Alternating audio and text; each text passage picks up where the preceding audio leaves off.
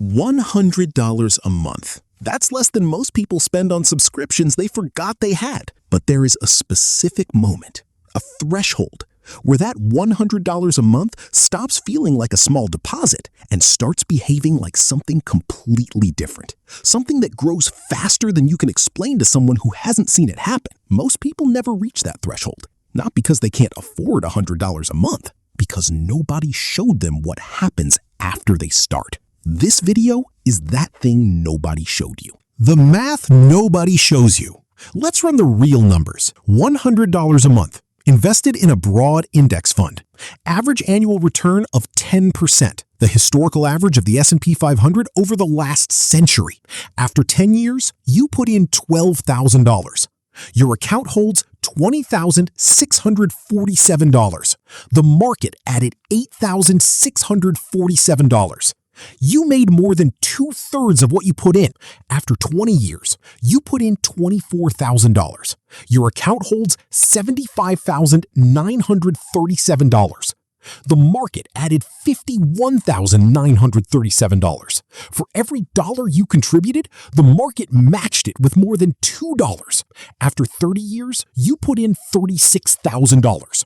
Your account holds $226,049. You contributed $36,000. The market contributed $190,000. You did 16% of the work. Compounding did 84%. After 40 years, you put in $48,000 across your entire investing life. Your account holds $637,678. For every dollar you put in, the market gave you back 13. $48,000 in, $637,678 out. That is not a trick. That is not a scheme. That is compound interest running at full speed for 40 years. The threshold moment.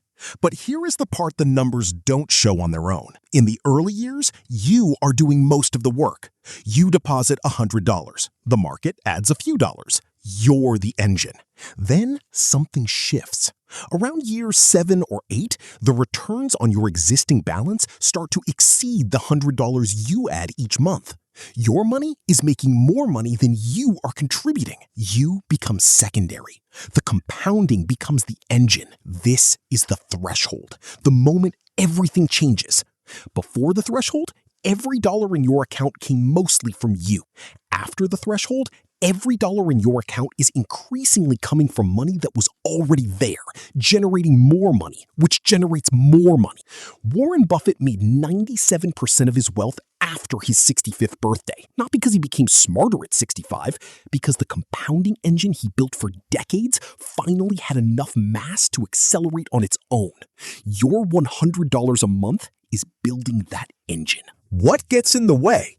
3 things stop people from reaching the threshold. The first is starting late. The math is brutal on this. Someone who starts investing $100 a month at age 25 and stops at 35, just 10 years of contributions, will end up with more money at 65 than someone who starts at 35 and contributes every single month until 65. 30 years of contributions versus 10. The early starter wins anyway. That is how powerful time is in this equation. The second is stopping during downturns. The market drops 30%. Your account that held $15,000 now shows $10,500. The instinct is to stop, to wait until it recovers. But stopping during a downturn is the single most effective way to permanently damage the compounding engine. The months when the market is down are the months your $100 buys the most shares at the lowest price. The third is waiting until you can invest more. People tell themselves they will start when they have $500 a month to invest, or when their debt is cleared, or when their salary goes up. The math disagrees.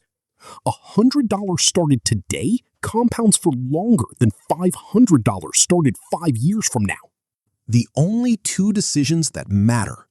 There are only 2 decisions that actually determine what your $100 a month becomes. The first decision is when you start, not whether, when. The second decision is where you put it. Not every investment compounds at 10%. A savings account paying 4% turns your $100 a month into $148,000 over 40 years, not $637,000. The difference between a savings account and a broad index fund over 40 years on $100 a month is nearly $500,000. That $500,000 does not require more risk tolerance. It does not require more knowledge. It requires opening the right account and leaving it alone. What $100 a month is actually buying. Every time you invest $100, you are not buying a stock. You are not making a bet. You are buying time in the market. And time in the market over decades is the one financial asset that has never permanently lost value for a long-term investor in a diversified fund. The $100 you invest this month will not change your life this month. It will not change your life next year, but the version of you at 60 or 65 looking at that account, the one that has been compounding for 3 decades, will understand exactly what changed. Everything changed the month you started. Subscribe, and next week we will show you the next thing nobody explained to you.